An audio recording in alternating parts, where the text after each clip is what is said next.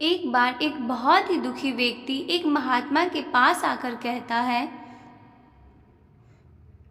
मैं अपने जीवन में बहुत दुखी हूँ। मैं अपने बीवी, अपने बच्चों और परिवार को भी खुश नहीं रख सकता। मैं अपने लिए भी कुछ नहीं कर पा रहा हूँ। कभी कभी तो मुझे अपनी ज़िंदगी को ख़त्म कर देने के भी ख्याल आते हैं। आप इतनी साधनाएं करते हैं, इतनी तपस्या करते हैं, क्या आप मुझे कोई ऐसा मार्ग बता सकते हैं जिससे मैं अपने बुरे वक्त से बाहर आ सकूं? मेरा बहुत बुरा समय चल रहा है। 2 वक्त की रोटी का इंतज़ाम करना भी मेरे लिए बहुत मुश्किल हो रहा है। अब आप ही बताएं कि मैं ऐसे वक्त में ज़िंदा रहूं तो कैसे रहूं? कैसे अपने परिवार को खुश रखूं? कृपया करके कोई साधारण सा तरीका बताने की कृपा करें ताकि मैं आसानी से समझ सकूं, क्योंकि मैं बहुत पढ़ा लिखा नहीं हूँ। अगर आप बड़ी से बड़ी ज्ञान की बातें करेंगे तो शायद मैं कभी समझ भी नहीं पाऊंगा। ये सुनकर महात्मा ने मुस्कुराते हुए कहा कि तुम एक काम कर सकते हो। फिर महात्मा के सामने की ओर इशारा करते हुए कहा कि उस पहाड़ी पर एक मंदिर है और उस मंदिर के पास एक चींटियों का घर है जहाँ पर हजारों चींटियाँ रहती हैं।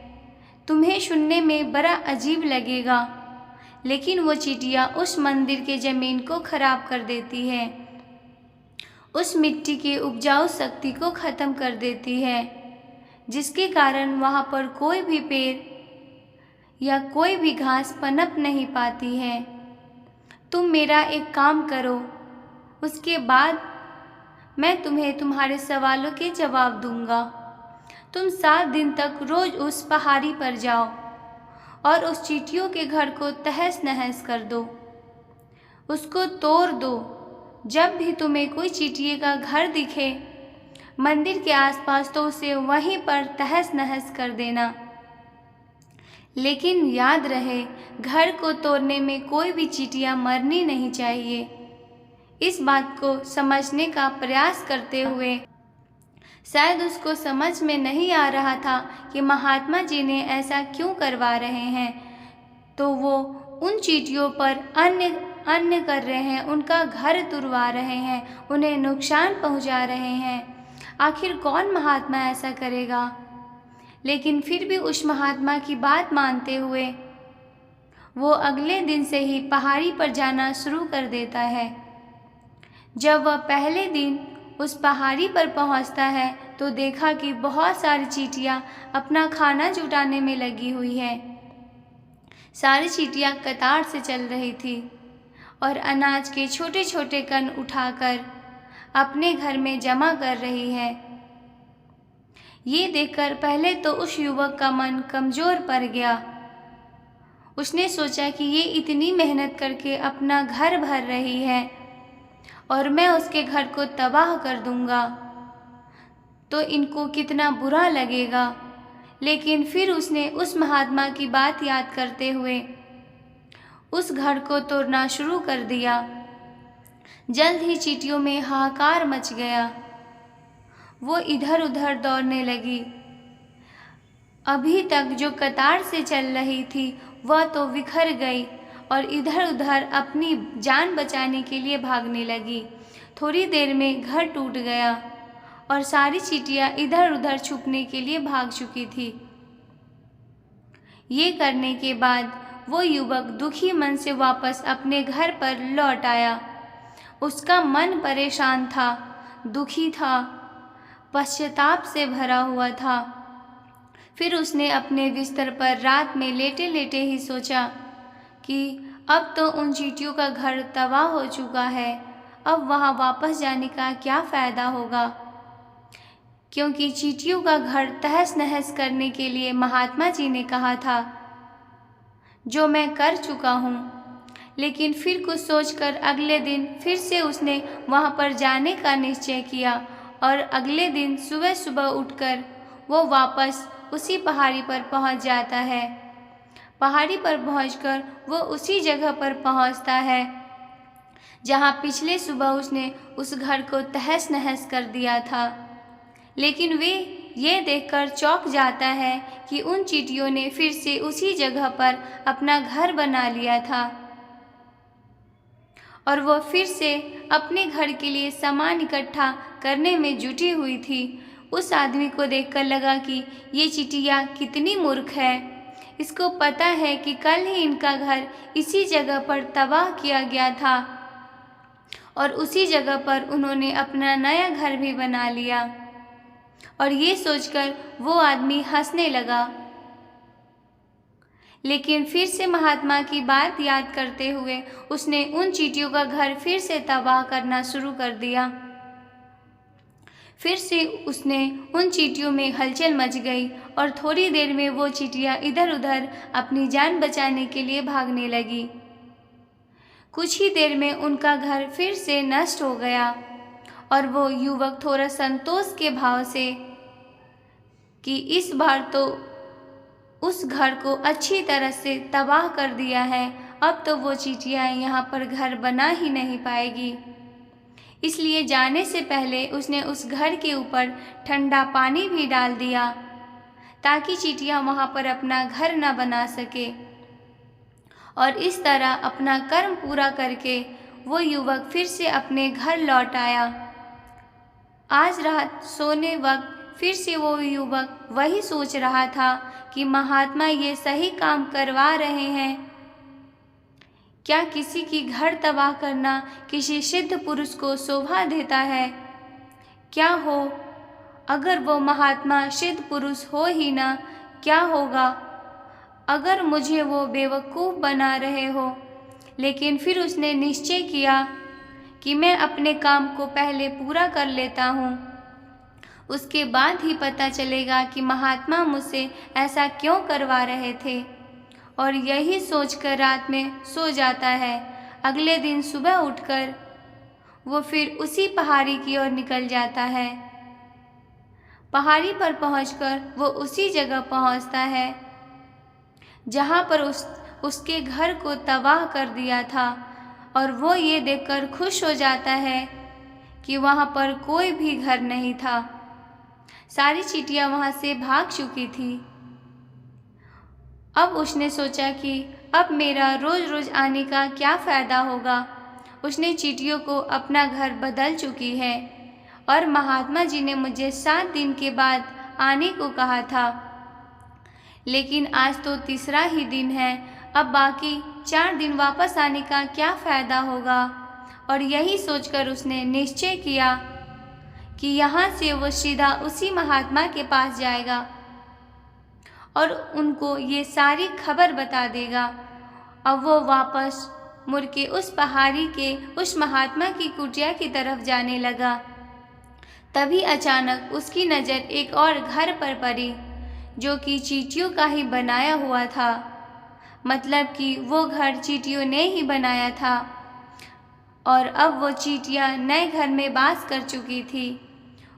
ये नया घर उनके पुराने घर से थोड़ी ही दूरी पर था और जब उसी युवक की नज़र उस पर पड़ी तो उसने सोचा कि शायद महात्मा को पता था कि ये चींटियाँ अपना घर यहाँ से बदलकर किसी दूसरे जगह पर बना लेगी, इसलिए उन्होंने मुझे 7 दिन के बाद आने को कहा था।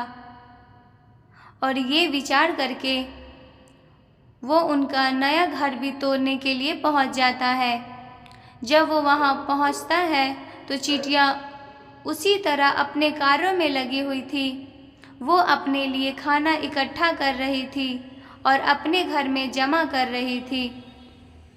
जब पुराना घर टूटा था वहाँ भी अनाज के कण बचे हुए थे और चींटियाँ वहाँ से भी अनाज इकट्ठा करके वापस अपने नए घर में ला रही थी। अब यहाँ फिर से युवक का मन थोड़ा कमज़ोर पड़ गया, क्योंकि वह खुद भी कमज़ोर था, खुद भी वक्त का मारा हुआ था। इसलिए उसके मन में उन चींटियों के प्रति दया का भाव उमड़ रहा था। उसने ऊपर से उसे दया आ रही थी। वो चाहता था कि उनकी मदद करे, लेकिन उल्टा उनको नुकसान पहुंचा रहा था। लेकिन उस महात्मा की बात को याद करते हुए उसने फिर से उस घर को तोड़ने का निश्चय किया और उसने इस बार बड़ी ही सावधानी के साथ बिना किसी चींटी को नुकसान पहुंचाए वो घर तबाह करना शुरू कर दिया। वक्त थोड़ा ज़्यादा लगा क्योंकि किसी भी चींटी को नुकसान न पहुंचने की शर्त महात्मा ने पहले ही रखी थी, इसलिए उसको बड़ी ही सावधानी के साथ उन घरों को तबाह कर रहा था। लेकिन आखिरकार उस घर को भी तबाह कर दिया और उस घर को तबाह करने के बाद वो बड़े ही दुखी मन से, इस बार वो पहले से भी दुखी था क्योंकि उसने उसका नया घर भी तोड़ दिया था। वो उन चींटियों को बचने ही नहीं दे रहा था और वो अपने आप को शैतान या दानव समझने लगा था। लेकिन फिर भी उस महात्मा की बात को मानते हुए वो अपने घर पर दुखी मन से वापस आ गया। रात में सोने से पहले एक बार फिर से उसने सोचा कि मैं कितना बड़ा शैतान हूँ, कितना बड़ा दानव हूँ। पुराना घर तो छोड़ो, मैं उन चींटियों को कहीं भी बसने की जगह नहीं दे रहा हूँ। वो चींटियाँ मेरे बारे में क्या सोचती होगी, वो कितना बड़ा दानव होगा उस परमात्मा को जो मेरे द्वारा काम करवा रहा है। लेकिन फिर भी उसने अगले दिन जाने का निश्चय किया और अगले दिन सुबह सुबह वो वहाँ पर पहुँच गया और ये देखकर फिर से आश्चर्यचकित हो जाता है कि इस बार चींटियों ने एक और नई जगह पर अपना घर बना लिया था। वो तो पहले से भी ज़्यादा ऊर्जा के साथ काम कर रही थी और उन्होंने एक रात में पहले से भी बड़ा घर बना लिया था और अब वो फिर से अपना अनाज और खाना इकट्ठा करने में जुटी हुई थी। ये देखकर उस आदमी को लगा कि ये चींटियाँ किस मिट्टी की बनी हुई है। मैं उनको बार बार यहाँ से भागाने की कोशिश कर रहा हूँ और ये वहीं पर अपना घर बना लेती है। क्या इनको पता नहीं है कि मैं यहाँ पर इनको कभी भी बसने नहीं दूंगा। ये चींटी है, दिखने में कितनी छोटी है, लेकिन फिर भी ये मुझसे हार नहीं मान रही है। बड़ी ताज्जुब की बात है। और इस बार उसने गुस्से में उस घर को तहस नहस करना शुरू कर दिया। लेकिन इस बार तहस नहस करते हुए कुछ चींटियाँ वहीं पर मर गई, उसके पैरों तले कुचल दी गई। कुचलने के बाद जब वो अपने अहंकार से बाहर आया तो उसने देखा कि गुस्से में उसने उन चींटियों को कितनी क्षति पहुंचा दी है। उसका मन पश्चाताप से भर गया और वो रोता हुआ अपने घर की ओर बढ़ गया। रात में सोते वक्त उसने सोचा कि मैं उन चींटियों पर बहुत ज़्यादा अत्याचार कर रहा हूँ। क्या इससे ज़्यादा अत्याचार मैं नहीं कर पाऊँगा।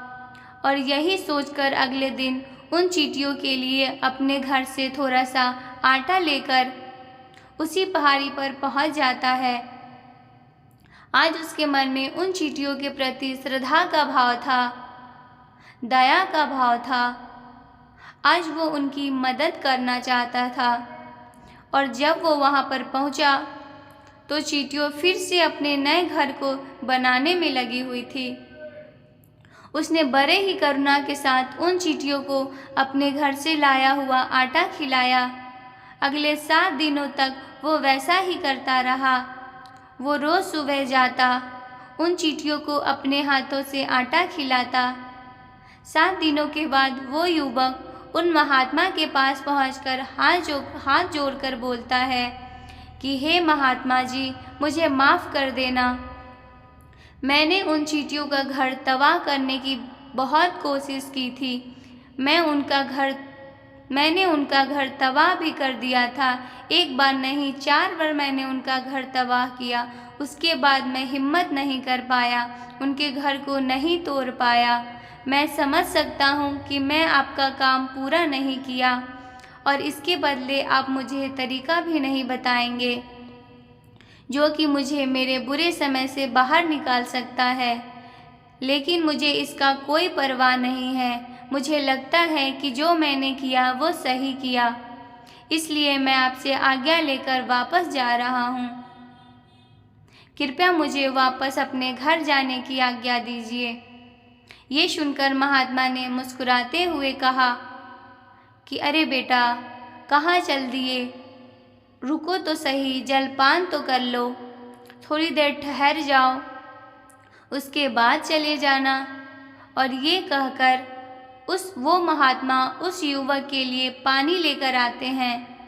पानी पिलाने के बाद महात्मा उस युवक से पूछते हैं कि तुम मुझे ये बताओ कि आखिर तुम उन चींटियों का घर तबाह क्यों नहीं कर सके? वो चींटियाँ तो छोटी है और तुम इतने बड़े विशालकाय हो, फिर भी तुम उन चींटियों को, छोटी छोटी चींटियों का घर तबाह नहीं कर पाए। कहाँ है तुम्हारी शक्ति? कहाँ है तुम्हारा बाहुबल? इसका जवाब देते हुए उस युवक ने कहा कि हे महात्मा, मैं उन चींटियों का घर तबाह कर दिया था, बार बार किया था। एक बार तो अपने गुस्से में उन चींटियों को भी हानि पहुंचा दी थी, लेकिन जिस दिन मैंने उसको हानि पहुंचा, उसी दिन मुझे लगा कि मैं उनको क्यों हानि पहुंचा रहा हूँ, क्यों उनकी इतनी तकलीफ़ दे रहा हूँ। और उसी दिन से मैंने उनको क्षति पहुंचाने की वजह, नुकसान पहुंचाने की वजह उनकी सहायता करनी शुरू कर दी।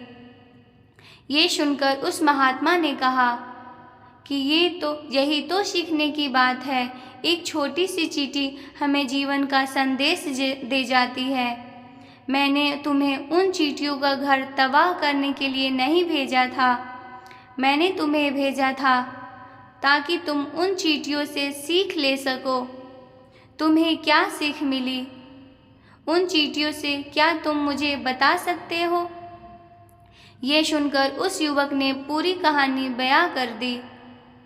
पूरी कहानी सुनने के बाद महात्मा ने मुस्कुराते हुए कहा कि बेटा, पहली सीख जो इन चींटियों से ले सकते हैं वो ये थी कि तुमने कितनी बार उसके घर को तोड़ने की कोशिश की, कितनी ही बार प्रयास किया कि उसके घर तबाह हो जाए, लेकिन वो हर बार अपना नया घर बना लेती थी।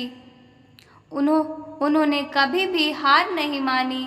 अगर वो हार मान लेती तो वो चींटियाँ तुम्हें वहाँ नहीं मिलती। जीवन कार्यशीलता का नाम है, लेकिन हम मनुष्य एक दो बार हार मिलने के बाद टूट जाते हैं, हताश हो जाते हैं और फिर जीवन में प्रयास ही नहीं करते। और कुछ लोग तो अपनी ज़िंदगी को ख़त्म करने को उतारू हो जाते हैं। लेकिन जानवरों में तुमने एक बात देखी होगी कि वो अपना जीवन खुद से कभी ख़त्म नहीं कर सकते हैं। तुमने कभी नहीं सुना होगा कि किसी जानवर ने आत्महत्या कर ली, चाहे वो जानवर कितना भी भूखा क्यों न हो, कितनी भी दुखी क्यों न हो, लेकिन वो अपने जीवन के लिए हमेशा संघर्ष करता रहता है। लेकिन वही दूसरी तरफ हम मनुष्य एक दो बार हताश होने पर ही अपना जीवन खत्म कर लेते हैं। जीवन तो कर्मशीलता है, कर्म करने का नाम है। जीवन और मृत्यु आखिरी विश्राम है, परम विश्राम है। इसलिए मृत्यु से पहले कर्म करना मत छोड़ना, क्योंकि मृत्यु के बाद तो तुम परम विश्राम में चले जाओगे। तो उससे पहले कर्म करना क्यों छोड़ रहे हो, क्यों हताश हो रहे हो? अगर तुम्हारा एक घर टूट गया है तो दूसरा घर बनाने का प्रयास करो, कोशिश करो, और कोशिश करने वालों की कभी हार नहीं होती। ये तुम उन चींटियों से देख चुके हो।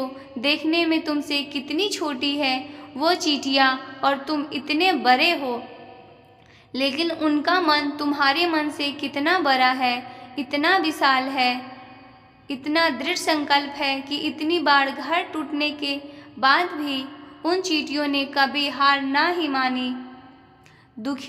दूसरी सीख ये, जब भी हमारा बुरा समय आता है, हमें लगता है कि ये समय कभी नहीं आएगा, ये समय मेरे जीवन को बर्बाद कर देगा, मुझे कभी जीने नहीं देगा और अपने इन्हीं ख्यालों से, इन्हीं विचारों से, जिसका असलियत से कोई भी अस्तित्व नहीं है, वो सिर्फ विचार है और वही विचार हमारे मन को दुखी कर देती है और इसलिए हम प्रयास करना ही छोड़ देते हैं। लेकिन तुम खुद ही सोच के देखो, बार बार प्रकृति हमें क्षति पहुंचाएगी, नुकसान पहुंचाएगी, लेकिन कब तक पहुंचाएगी? अगर हम बार बार फिर से उठ के फिर से नया प्रयास करते रहेंगे तो प्रकृति भी हमारे सामने घुटने टेक देगी और वो भी एक दिन हमारे ऊपर दयावान हो जाएगी, कृपालु हो जाएगी और वो हमें सब कुछ देने लगेगी जिसकी कभी हमने कल्पना भी नहीं की थी। तुमने खुद देखा कि तुम उन चींटियों को तबाह करने पहुँचे थे, लेकिन बाद में तुम ही चींटियों को अनाज और आटा देने लगे, तुम ही उन पर कृपालु हो गए। क्यों हुए? क्योंकि तुमने देखा कि वो चींटियां हार ही नहीं मान रही है। इसी तरह अगर तुम भी अपने जीवन में कभी हार नहीं मानोगे तो एक न एक दिन ये प्रकृति तुम्हें सब कुछ देगी जो तुम्हें अपने जीवन में पाना चाहते थे। इसलिए 2 सीख याद रखना, कर्मशीलता कार्य करते जाना और दूसरा कि एक न एक दिन प्रकृति तुम्हारी उस कर्म का परिणाम तुम्हें ज़रूर देगी। तो दोस्तों, मैं आशा करता हूँ कि आपको इस वीडियो से काफ़ी कुछ सीखने को मिला होगा। तो फिर मिलते हैं अगले वीडियो में।